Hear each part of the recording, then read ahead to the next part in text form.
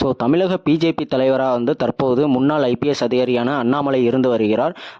தற்போது அவர் பதவிக்காலம் முடிந்த நிலையில் வந்து பிப்ரவரி மாதத்திலிருந்து அவர் வந்து தொடர்ந்து கண்டினியூவாக தலைவராக பதவியில் தொடருவார் அப்படின்னு அறிவிக்கப்பட்ட நிலையில் வந்து ஸோ தற்போது வந்து அவர் தலைவர் பதவியிலிருந்து தூக்க போகிறதா வந்து ஒரு கோரிக்கை,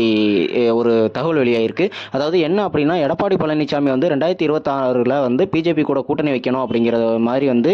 அவசரமாக டெல்லிக்கு போயிட்டு மோடியை மீட் பண்ணி அந்த மாதிரி வந்து சொன்னதுனால எடப்பாடி பழனிசாமி வந்து அண்ணாமலையை தூக்கணும், அதாவது தலைவர் பதவியிலிருந்து தூக்கினா மட்டும்தான் வந்து நாங்கள் வந்து அந்த கூட்டணியில் வந்து இருப்போம் அப்படிங்கிற மாதிரி வந்து எடப்பாடி பழனிசாமி வலியுறுத்தி இருக்கிறதுனால வந்து டெல்லி தலைமை வந்து பிஜேபி